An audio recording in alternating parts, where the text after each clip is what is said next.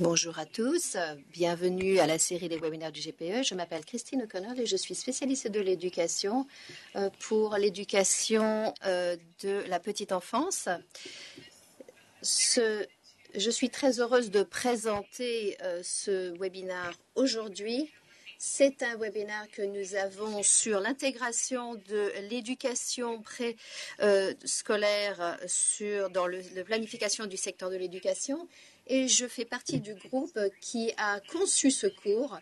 Nous sommes très heureux d'avoir une participation assez étendue aujourd'hui à ce cours pour pouvoir partager différentes informations et ouvrir la discussion. Je suis ici à Washington, D.C. Je suis rejointe par mes collègues et nous avons également un groupe de présentateurs dans le monde à New York.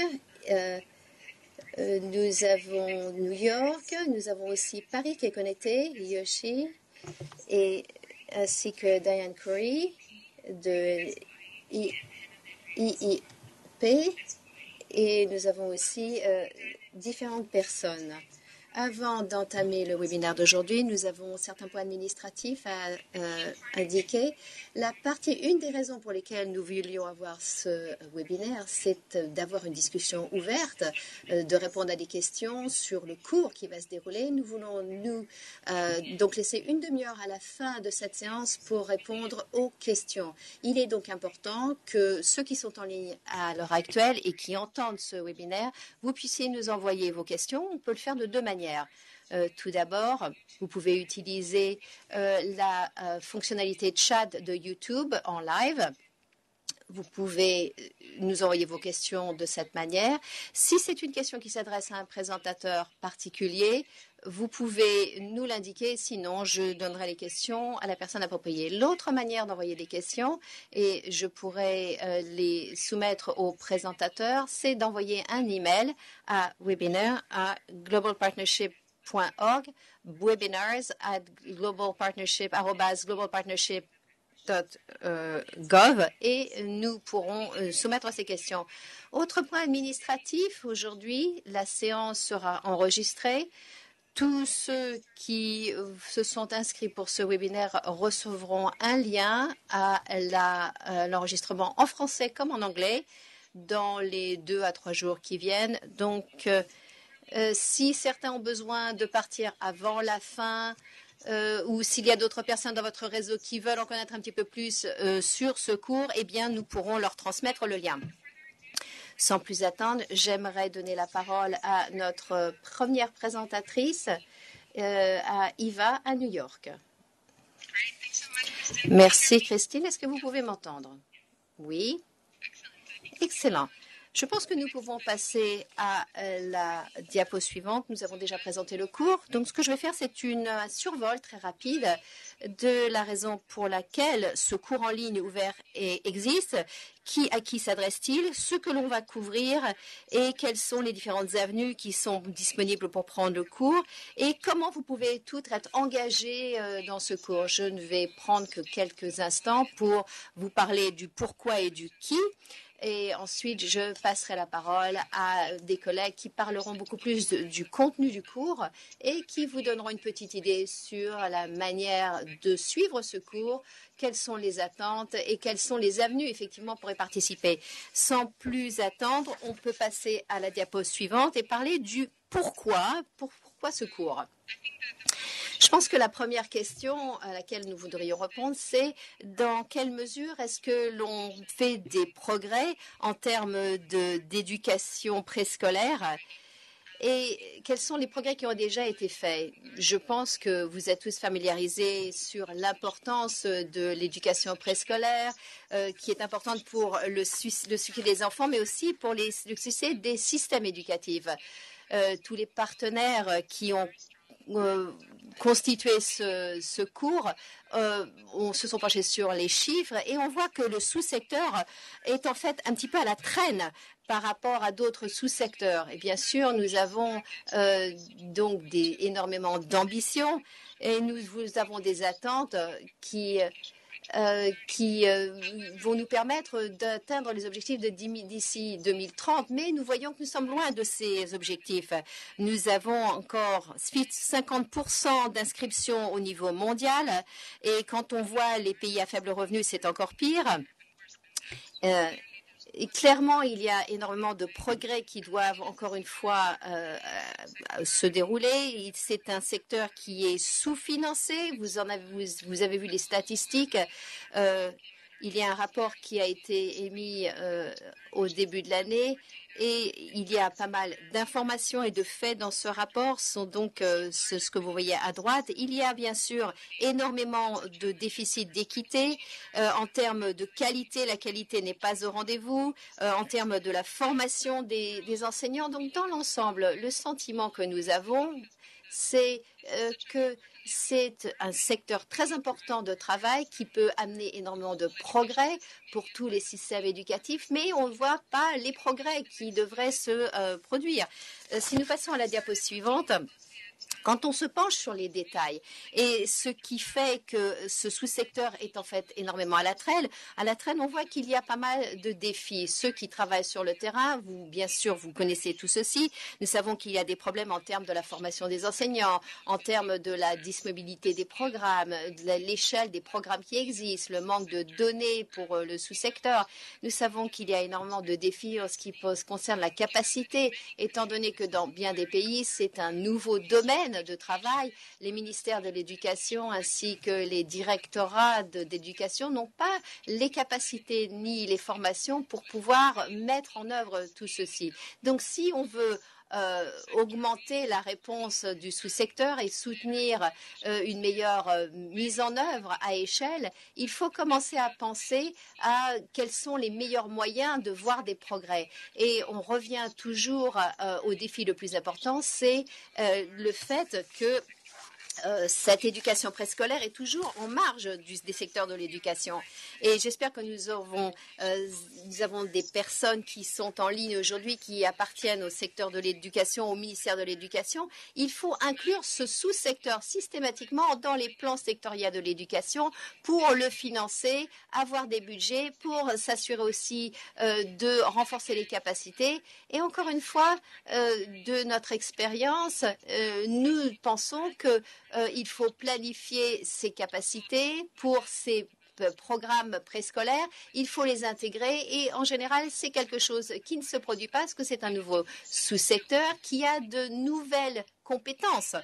Et si nous passons à la diapo suivante, ceci est une synthèse. On espère que par ce cours en ligne qui va être lancé au mois d'octobre, que nous allons pouvoir augmenter les progrès de cette éducation préscolaire et qui maintenant à l'heure actuelle semble en fait n'être pas une priorité pour que ceci devienne une très grande priorité, un sous-secteur prioritaire pour pouvoir effectivement arriver à ces objectifs d'ici 2030. Je vais passer très rapidement. Donc, quel est le cadre de ce cours? Bien sûr, il n'est pas surprenant d'entendre que, étant donné les objectifs d'ensemble que je viens de mentionner, c'est donc un cycle de plan sectoriel de l'éducation. Je pense que vous le connaissez. Et si vous n'êtes pas familiarisé avec ceci, vous le saurez si vous suivez le cours.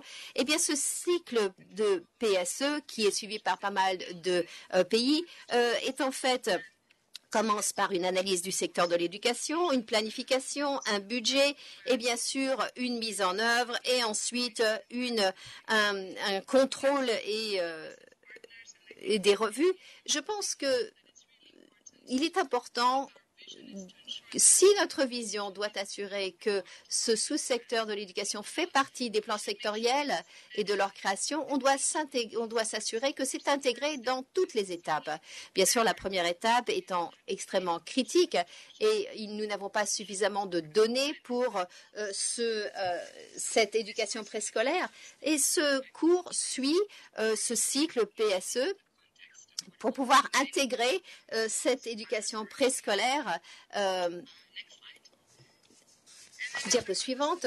Maintenant, en ce qui concerne les objectifs spécifiques, encore une fois, c'est quelque chose dont on a déjà parlé, mais ce cours est un cours intéressant parce qu'il y a un certain nombre de cours sur la planification du secteur de l'éducation. Il y a aussi des cours sur l'éducation préscolaire. Mais ce que l'on veut faire, c'est rassembler ces deux aspects, ces deux types d'expertise pour qu'ils se complémentent.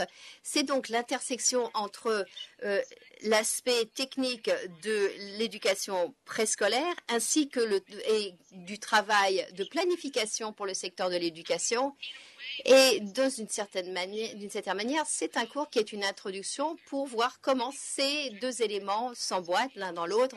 Et comme vous le voyez à l'écran, nous voulons donner aux planificateurs, aux partenaires et en fait à toutes les parties prenantes qui participent à ces programmes une orientation très large indiquant pourquoi il est important d'avoir une intégration de cette éducation préscolaire. Bien sûr, on ne peut pas tout faire en 5 semaines, mais nous espérons que c'est en fait un bon point de départ pour beaucoup d'entre nous qui essaient de résoudre le puzzle.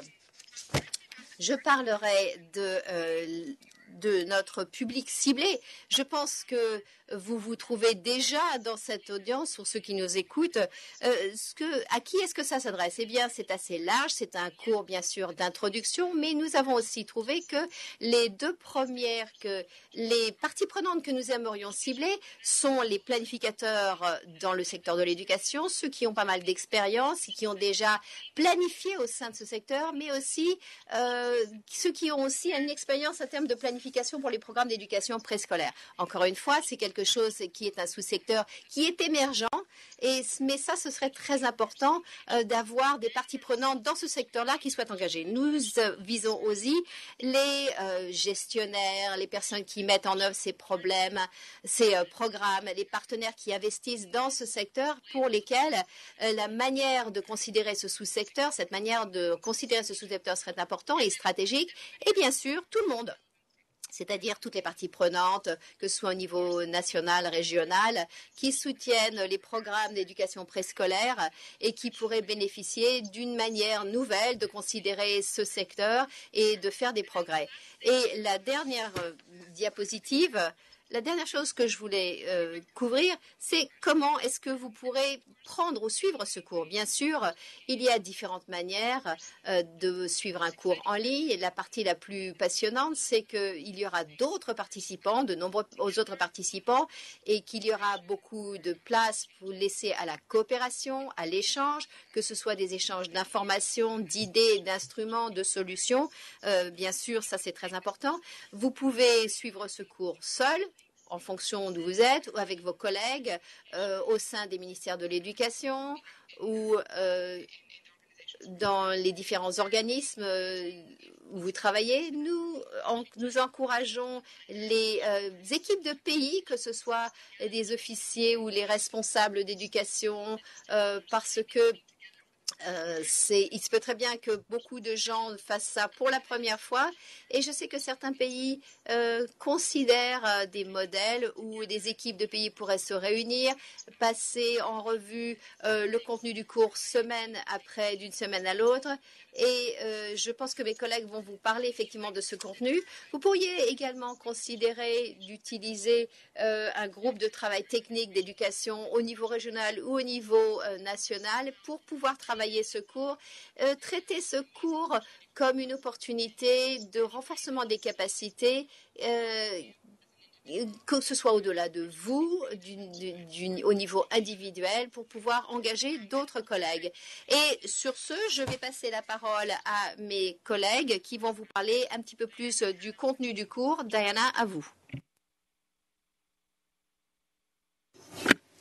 Merci beaucoup, Ivalina.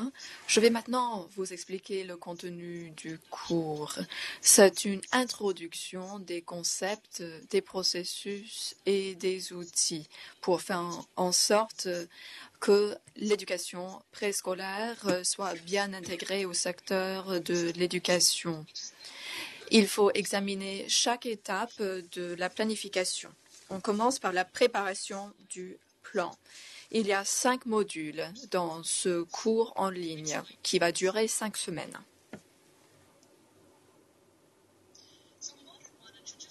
Dans le premier module, on va expliquer le vocabulaire, les différents termes. On va expliquer la raison pour laquelle on doit intégrer l'éducation pré-primaire dans la planification. Et tout à l'heure, ma collègue va vous donner des détails de ce module.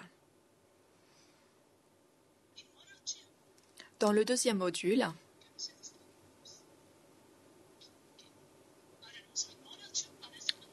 les participants vont examiner les caractéristiques essentielles de cette planification. Les participants vont découvrir ce processus de planification afin de pouvoir identifier les différentes étapes et les défis qui concernent l'éducation préscolaire.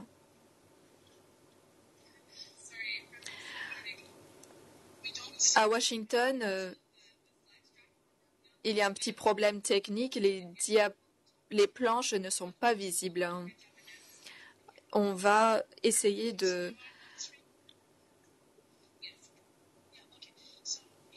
montrer les planches tout à l'heure. Dans le troisième module, on va examiner l'analyse du secteur de l'éducation. Cette analyse est un élément très important du PSE, car le PSE est basé sur cette analyse. Le PSE doit prendre en compte les éléments essentiels pour l'éducation préscolaire. On va examiner dans ce module les principaux processus de cette analyse, comment faire cette analyse et comment faire face aux différents défis liés à la coordination.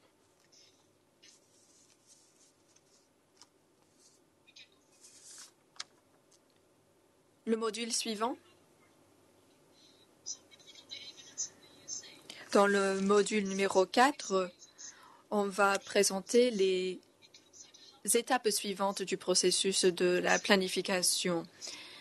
Il va falloir examiner le chiffrage, l'élaboration des politiques. On va expliquer les différentes méthodes et méthodologies et le cadre qu'il faut suivre. On va présenter différents exemples. On va également expliquer les éléments financiers et les modèles financiers.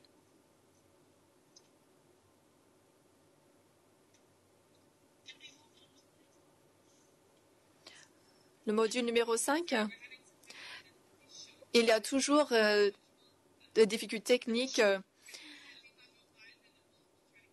et les planches ne sont pas visibles. Mais je vous demande de bien vouloir continuer votre présentation, votre exposé.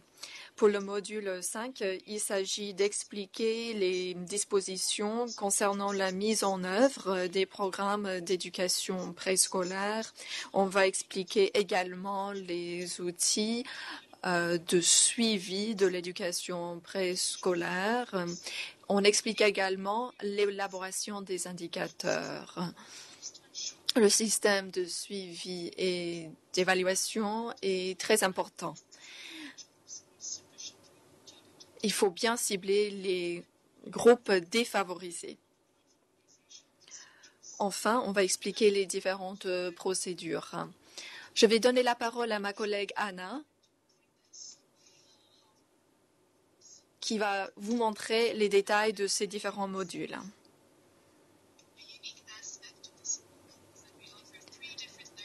Ce cours propose 3 modalités pour les participants qui ne sont pas les mêmes. Dans la première phase, les participants vont répondre aux questions pour déterminer quelle modalité il faut choisir. Il y a la modalité pour les curieux, pour les diplômés et pour les champions. Ce sont les 3 modalités. Pour le profil du curieux, c'est pour la personne qui s'intéresse à ce thème mais qui n'a pas beaucoup de temps. Cette personne a donc la possibilité de voir des vidéos, de lire des articles. Il y a également une série d'examens obligatoire. Et à la fin, cette personne va recevoir un certificat de participation. Pour le deuxième profil, le diplômé, c'est pour les participants qui souhaitent participer de manière plus active. Et ces participants doivent faire d'autres activités. Et à la fin du cours, ces personnes vont recevoir un certificat avec mention.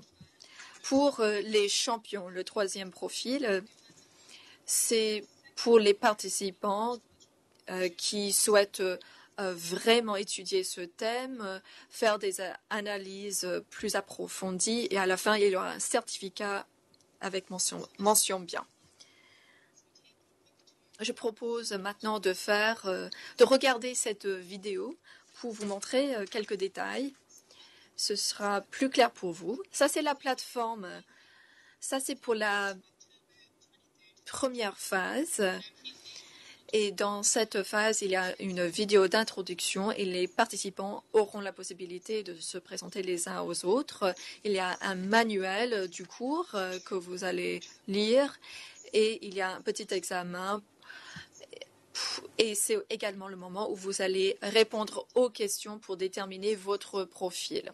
Ça, c'est le premier module et les différentes ressources qui sont disponibles. Il y a un enseignant différent pour chaque module. Yoshi est l'enseignante pour le module 1. Les participants vont également regarder une vidéo d'inspiration après avoir reçu les instructions de la part de l'enseignant. Ce sont des vidéos plutôt ludiques qui expliquent les contenus du module. Ça, c'est la vidéo d'inspiration si vous voulez, pour le module 1. Environ 175 millions d'enfants dans le monde ne sont pas scolarisés au niveau de l'éducation préscolaire. Maya est un enfant de 5 ans. Elle vit dans un village avec sa famille. Les parents de Maya viennent de découvrir un nouveau programme préscolaire et se demandent s'il faut inscrire leur fille. Peut-être que ses parents ne sont pas au courant de tous les avantages de cette éducation préscolaire. On va examiner la vie de Maya avec cette éducation et sans cette éducation. Les premières années de l'enfance sont cruciales pour l'épanouissement de l'enfant. Et c'est pendant cette période que le cerveau de l'enfant se développe. Grâce à l'éducation préscolaire, il y a un environnement qui favorise l'épanouissement de l'enfant. L'éducation préscolaire encourage également la participation de toute la famille qui, à son tour, contribue au développement de l'enfant. Les enfants sont également mieux préparés à l'école et cela assure la réussite de ces enfants. Les enfants qui ont fréquenté l'école au niveau de l'éducation préscolaire ont de meilleurs résultats et sont moins susceptibles d'abandonner leurs études. Grâce à cette forme d'éducation, les enfants auront une vie meilleure à l'âge adulte. Cela permet de lutter contre le cycle d'inégalité qui touche la vie de ces enfants. Il y a d'autres avantages. La maman, les sœurs également, vont également continuer leurs études, ce qui répond à l'ODD numéro 5. Cela concerne l'égalité et l'éducation et cela permet à tout le monde de bien débuter dans la vie. Les parents de Maya décident d'inscrire leur fille à l'école et c'est un bon choix. C'est l'un des meilleurs investissements que l'on peut faire non seulement pour les enfants, mais pour la société dans son ensemble.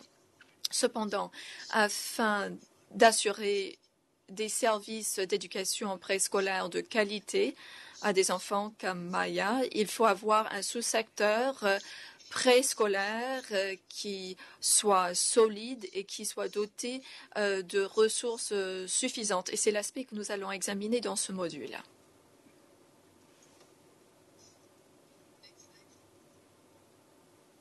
La planche suivante, s'il vous plaît. Nous avons rencontré Maya. Et maintenant, nous allons voir les contenus pour le premier module. Vous allez cliquer sur Watch à droite. Ça, c'est la présentation animée, le film, le dessin animé. On ne va pas regarder ce film maintenant, mais je vais vous donner une idée de quoi il s'agit. Tous ces films animés sont divisés en plusieurs parties. Dans la première partie du module 1, on a une introduction au sous-secteur préscolaire. On comprend les concepts de base de l'éducation préscolaire. On voit l'une des images qui explique les différents concepts liés à l'éducation préscolaire. Ensuite, les participants doivent cliquer sur l'icône Read, c'est-à-dire lire, et c'est là où les participants vont télécharger le manuel avec tous les détails. Ces articles expliquent également les autres ressources qui sont disponibles. Les participants vont lire les articles et regarder les vidéos. Ensuite, il y a une série d'activités qu'il faut faire. Vous cliquez sur l'icône Check. Il y a toujours un petit examen qui est obligé. Il y a peut-être d'autres exercices. Maintenant, nous allons regarder les deux autres profils. Et pour voir ces autres profils, il faut cliquer sur l'icône Prepare, préparer. Pour les diplômés et les champions, vous pouvez voir les différentes activités que vous devez faire. La première activité pour le module 1, c'est de préparer des cartes de parties prenantes. Et donc, les profils champions et diplômés doivent faire cette activité. Ensuite, diapo suivante, ils doivent choisir 3 parties prenantes, compléter une carte décrivant si cette personne ou cette entité est intéressée, ainsi que les informations sur les avantages. Et ces cartes sont affichées pour comparer avec d'autres étudiants qui ont d'autres parties prenantes. Diapo suivante, activité numéro 2. Pour le module 1, c'est juste pour les champions, c'est de créer un poster pour la campagne pour sensibiliser au fait que pourquoi les programmes d'éducation préscolaire devraient être intégrés dans les PSE, et ceci est monté à la fin de la semaine. Diapo suivante. Chaque module a également une option, c'est-à-dire qu'on clique sur l'icône Vote. Les questions sont liées au contenu de ce module et permettent aux participants de parler de l'expérience de leur pays en ce qui concerne l'éducation préscolaire, de comparer aux autres, et on voit immédiatement quelles sont les réponses des autres collègues. Diapo suivante.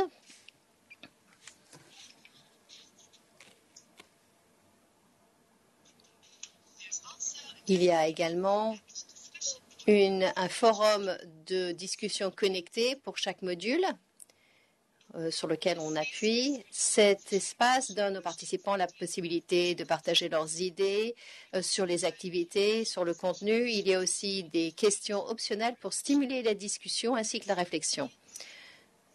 Diapo suivante. En dernier, à la fin de chaque semaine, il y a une vidéo de conclusion qui donne le survol du contenu et qui résume ce qui a été fait. Et donc, chaque module suit ce même modèle, ce qui donne l'opportunité de partager énormément d'informations. Je donne maintenant la parole à Yoshi. Bonjour. Je voudrais juste vous remercier de votre participation.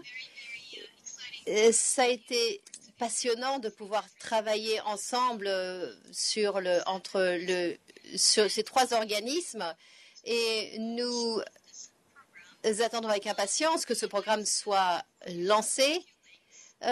Dernier point à la fin de cette présentation, tout d'abord. N'oubliez pas que la date butoir pour l'inscription, c'est le 28 octobre. Et c'est en fait la date butoir que nous avons établie pour que les personnes qui veulent s'inscrire le fassent vraiment à la dernière minute, parce que bien sûr, nous aimerions qu'il y ait autant de monde que possible qui participe à ce cours. Ceci étant dit, n'oubliez pas quand même que, comme notre collègue l'a dit précédemment, il va y avoir une pré-phase, une semaine de pré-phase qui commencera le 23 octobre, du 23 au 27 octobre. Et donc, nous vous encourageons donc à commencer avec cette pré-phase, à participer à cette pré-phase, parce que vous pourrez voir la plateforme, vous pourrez vous familiariser avec la manière dont ce cours fonctionne sur cette plateforme virtuelle. Donc, soyez bien sûr de commencer votre participation le 23 octobre. Nous aimerions aussi, bien sûr, que vous puissiez tous faire passer le mot, le message, comme on l'a dit précédemment. C'est le premier livre que nous avons créé sur l'intégration des programmes préscolaires dans les plans sectoriels de l'éducation. C'est notre première initiative, c'est celle que nous lançons et nous apprécions la participation de tous. Maintenant, quelles sont les étapes suivantes? Nous aimerions votre participation, vos commentaires sur le contenu du cours, bien sûr, et sur ce que vous pensez de l'utilisation des fonctions, la participation aux activités. Peut-être avez-vous des suggestions ou des opinions sur les échantillons de pays que nous avons utilisés dans les textes. Nous serions très heureux de recevoir vos commentaires. Car, comme c'est donc la première fois, une première initiative, nous aimerions bien sûr améliorer ce cours en ligne en fonction de vos commentaires. Il est donc très important de nous les faire parvenir. Et sur ce, nous allons bien sûr analyser ce que nous avons reçu déjà et nous allons nous baser sur notre expérience et voir où nous pouvons apporter des améliorations pour le processus dans son ensemble à l'avenir. Pour 2020, nous avons prévu de créer une version française de ce cours en ligne parce que c'est la langue pour laquelle nous avons le plus de demandes. Donc, ne nous abandonnez pas, la version française va arriver à l'avenir. Dernier point, vous pouvez faire part de cette vidéo dont vous voyez le lien à l'écran avec à vos partenaires ou dans vos réseaux. Nous sommes très heureux aussi de vous dire que nous avons 2559 participants qui sont inscrits pour ce cours. C'est donc une très belle réussite et nous sommes très heureux. En bas de l'écran, vous voyez ce qu'il faut faire pour s'inscrire à ce cours en ligne at.iiep.unesco.org/ECM-MOOC. Merci à tous nos présentateurs. Je pense que c'était quelque chose qui était très intéressant et c'est vraiment formidable d'entendre que deux semaines avant la date butoir d'inscription, nous avons autant de personnes qui se sont inscrites. C'est un webinaire qui est suivi par pas mal de gens autour du monde. Tout le monde suit ça sur YouTube et nous commençons à recevoir des questions également. Et j'aimerais maintenant passer à la séance questions-réponses du webinaire. Pour ceux d'entre vous qui nous suivez en ligne, je sais que vous avez probablement des questions sur votre participation à ce cours ou à la participation de certains de vos collègues. Et à d'autres personnes dans votre réseau à qui vous pensez que le cours s'adresse. Donc, n'hésitez pas d'utiliser la fonction chat de YouTube pour nous faire parvenir vos questions. Je les lirai à l'écran pour obtenir des réponses. Ou envoyez-nous tout simplement des emails à webinars@globalpartnership.org et nous pourrons y répondre. Nous avons déjà quelques questions qui viennent de nous arriver. Alors, question de logistique, assez facile. Je pense que beaucoup d'entre vous, vous avez les mêmes questions et je vais m'adresser à Paris et à... question logistique, tout d'abord. Vous avez 3 personnes différentes ou 3 personnalités différentes, mais combien d'heures par semaine est-ce que je devrais investir dans ce cours en fonction de ces différents profils? Deuxième question, un petit peu semblable.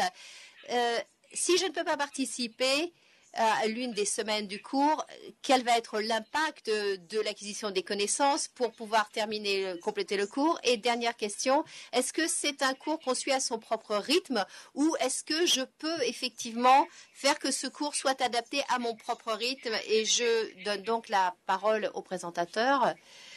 N'hésitez pas à nous envoyer d'autres questions. Merci, Christine. Alors, bien sûr, tout dépend bien sûr de l'étudiant, mais en général, c'est 2 heures par semaine pour le profil curieux, 3 à 4 pour le diplômé et 4 à 5 pour les champions. Le guide de cours que j'ai mentionné donne aussi une ventilation des du temps requis pour chaque activité parce que ça varie en fonction des différents modules. Maintenant, les dates butoirs pour les devoirs, c'est le dimanche et ça permet aux étudiants de rattraper pour les activités s'ils n'ont pas eu le temps de faire ça pendant la semaine. Mais nous allons permettre une activité en repart par cours, juste une, mais on s'attendra à ce que les activités soient faites avant la conclusion du cours. Donc, ça n'est pas un cours qu'on peut prendre à son propre rythme, comme nous l'avons dit pendant l'introduction. Une question de suivi là-dessus. Est-ce que vous devez payer le cours ou payer pour avoir une certification de ce cours? Non. Tout est gratuit. Non, c'est ouvert à tous, c'est gratuit. Voilà. Saisissez cette opportunité. Très bien. J'ai un deuxième groupe de questions sur le cycle des politiques. Il y a des pays qui demandent je sais que nous avons eu une diapositive sur le cycle qui décrivait ce cycle qui suit le cycle du PSE. Mon pays vient de terminer son analyse du plan sectoriel et son plan du secteur de l'éducation. Est-ce que je dois participer à ce cours maintenant ou est-ce qu'il vaut mieux que je prenne le cours quand on arrive à l'analyse suivante et à la phase de planification suivante? Donc, New York, très bonne question. J'espère que vous n'allez pas attendre le cycle suivant. Et je pense que si vous vous souvenez de l'objectif du cours d'ensemble, c'est de donner à tous les participants des connaissances en ce qui concerne les outils, les processus qui leur permettraient de mieux comprendre comment intégrer les programmes d'éducation préscolaire dans les plans d'éducation. Peu importe si le plan est déjà mis en œuvre, parce qu'il y a d'autres moments dans ce cycle de PSE où ces connaissances vont aider les participants. Par exemple, si vous avez déjà terminé une analyse ou une PSE, eh bien, nous espérons que vous aurez des programmes d'éducation préscolaire et on espère que vous pourrez analyser ça au cours de ce cycle. Donc, il n'y a pas vraiment de mauvais moment de penser à cela. Et bien sûr, s'il y a des pays ou des décideurs qui commencent à penser à l'éducation au plan suivant, eh bien, j'espère que ça vous convaincra que quel que soit le moment du processus de planification, eh bien, soit on peut considérer de réviser ce qu'il y a dans le plan ou d'ajouter certains éléments qui font partie ou qui ont trait à l'éducation préscolaire et de les intégrer dans ce plan. Je voudrais juste réitérer que l'objectif d'ensemble, c'est que tous les participants puissent faire un plaidoyer beaucoup plus robuste du sous-secteur, de trouver des moyens par lesquels le sous-secteur peut être intégré dans toutes les étapes de la planification et d'être beaucoup plus critique, avoir une implémentation beaucoup plus critique, à savoir comment on peut faire une mise à l'échelle de ces programmes d'éducation préscolaire, comment on peut renforcer les capacités, comment on peut améliorer ce renforcement des capacités. Et nous pensons que quels que soient les pays, quel que soit leur plan et où il en est, il est important de pouvoir intégrer ceci, de pouvoir suivre le cours à ce moment-là. J'espère que j'ai répondu à votre question. Une question qui vient de nous être envoyée. Y aura-t-il un autre cours en ligne à l'avenir en anglais parce que pour la plupart de notre personnel académique, ce n'est pas véritablement un bon moment. Donc, je vais redonner cette question à Paris. Et une autre question qui vient de nous arriver aussi, c'est sur le genre. Il y a un certain nombre de questions qui demandent en quoi est-ce que ce cours a trait vu que les normes de genre interviennent à un âge très jeune, comment peut-on intégrer cet aspect dans le sous-secteur? Bon, pour répondre à la première question, pour l'instant, nous n'avons pas de plan pour un autre cours en anglais, mais tout dépend de la demande, tout dépend de la manière dont va se dérouler le premier cours. Donc, on ne sait pas, mais pour l'instant, c'est en fait d'avoir le cours en français l'année prochaine. Aussi, tout participant qui suit ce cours en ligne, après avoir terminé, ça restera donc en ligne. Et il n'y aura pas de certification, mais les participants pourront quand même télécharger tous les documents, suivre tous les modules. Et donc ça, ce sera en fait aussi une très grande source d'information. Donc ils peuvent toujours le faire. Alors, l'autre question sur l'intégration du genre. Oui, merci, je vous remercie de cette question. Effectivement, c'est une question qui est très importante. Je voudrais juste dire que toutes nos organisations sont engagées à l'intégration du genre et c'est une priorité de nos organismes. Et bien sûr,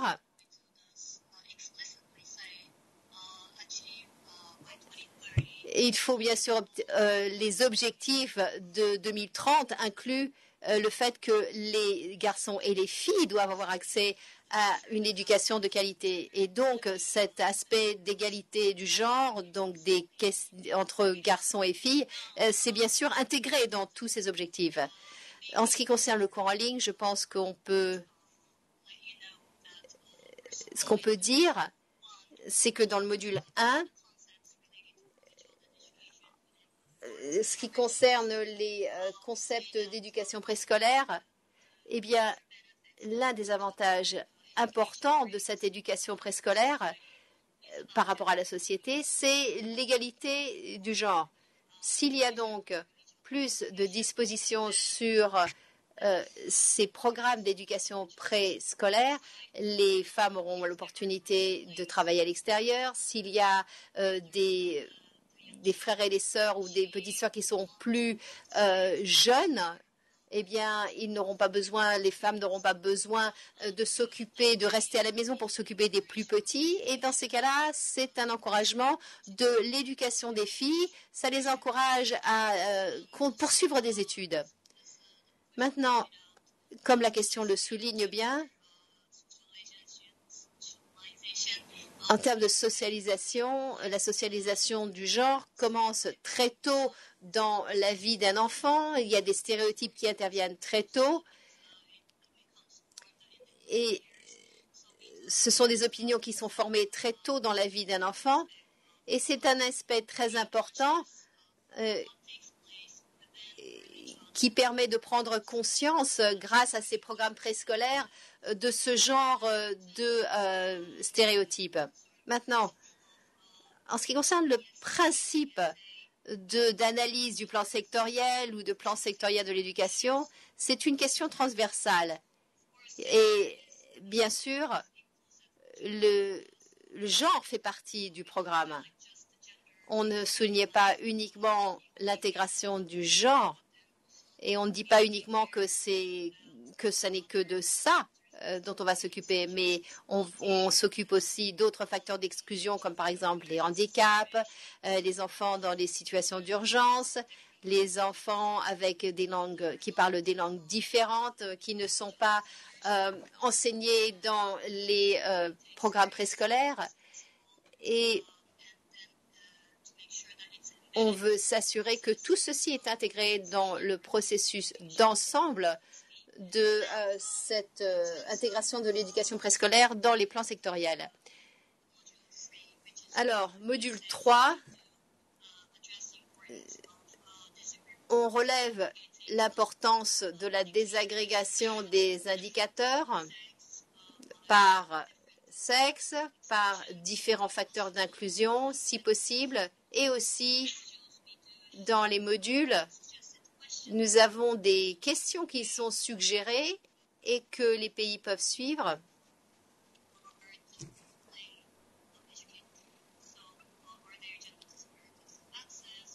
Y a-t-il des différences d'accès? Y a-t-il une parité en termes d'accès à l'éducation? Y a-t-il des disparités en termes de genre, en termes de la participation, de la formation? Ça, ce sont des questions qui interviennent au sein de notre deux modules.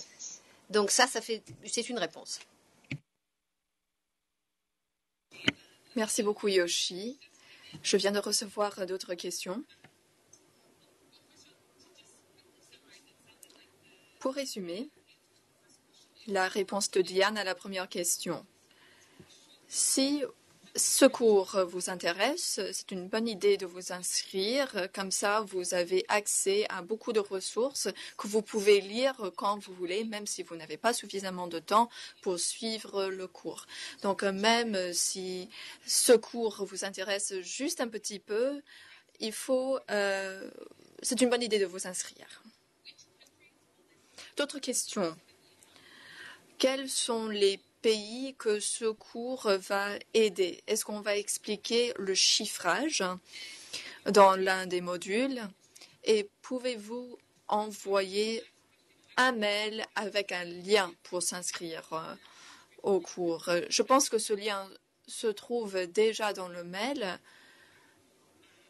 Toute personne qui est inscrite à ce webinaire va recevoir une série de liens pour consulter les PowerPoint, pour avoir accès aux enregistrements. Et dans ce mail, nous allons mettre également le lien pour s'inscrire à ce cours.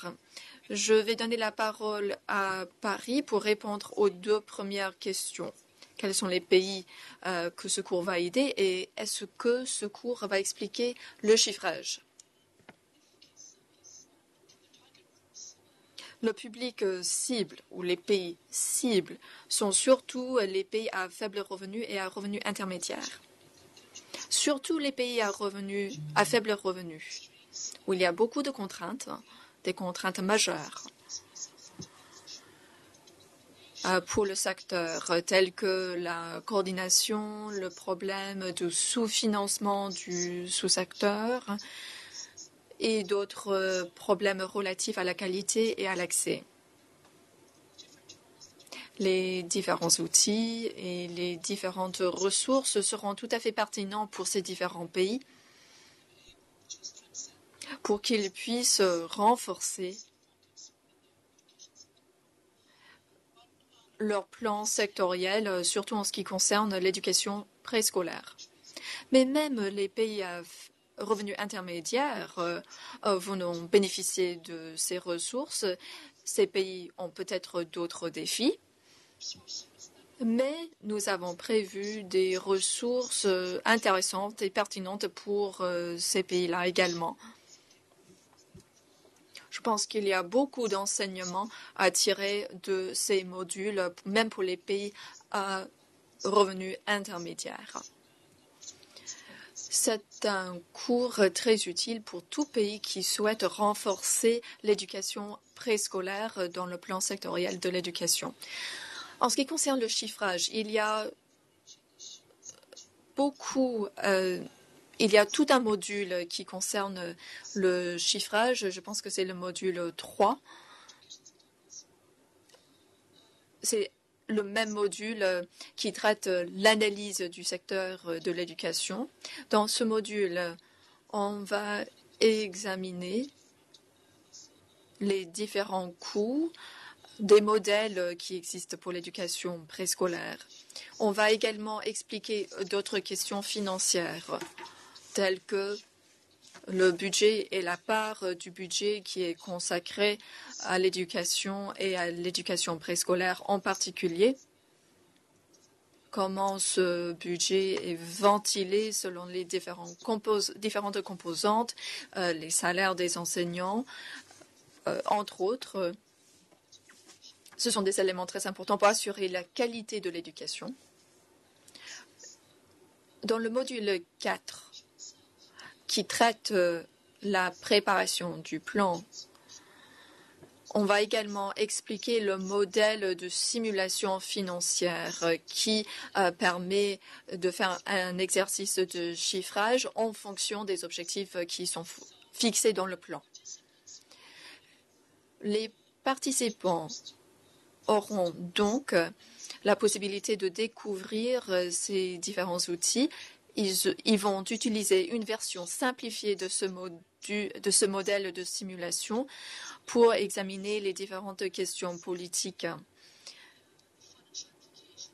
et pour mieux comprendre les répercussions financières de certains choix en matière d'éducation. Par exemple, le ratio enseignant-élève, si vous avez un tel ratio, quelles sont les répercussions sur les salaires et sur le chiffrage de la politique en général. Le chiffrage est donc un élément essentiel de ce module et de ce cours en ligne.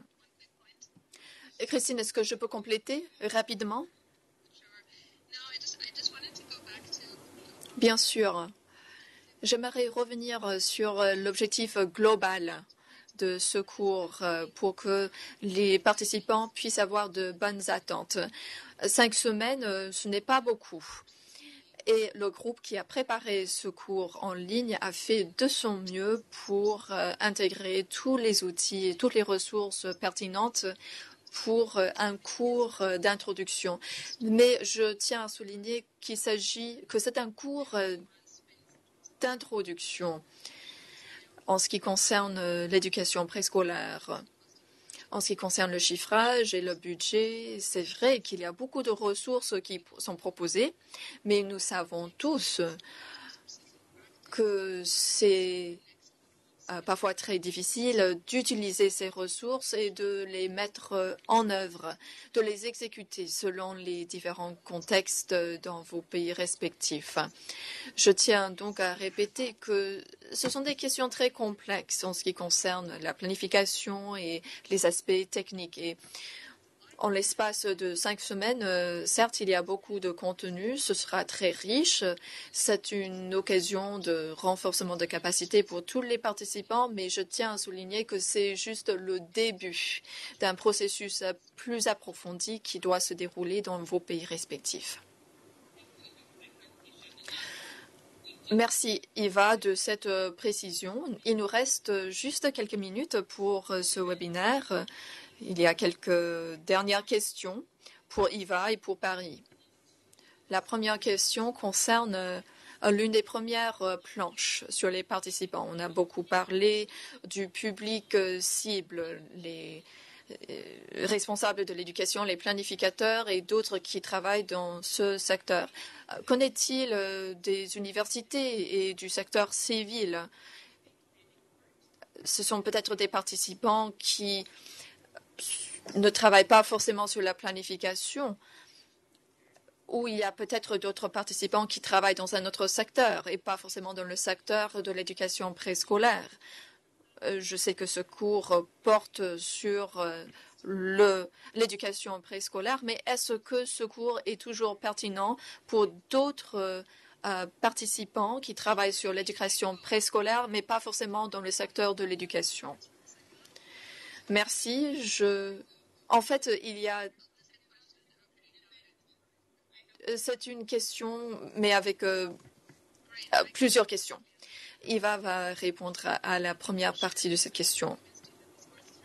J'espère que vous avez bien compris que ce cours est pertinent pour toutes les parties prenantes, pour les décideurs politiques, pour d'autres partenaires qui accompagnent ces processus. Je pense que c'est un cours très intéressant pour ces personnes, mais pour les partenaires dans les universités, dans les organisations de la société civile, pour les ONG qui travaillent sur le terrain, je pense que ce cours est toujours très pertinent pour ces acteurs-là.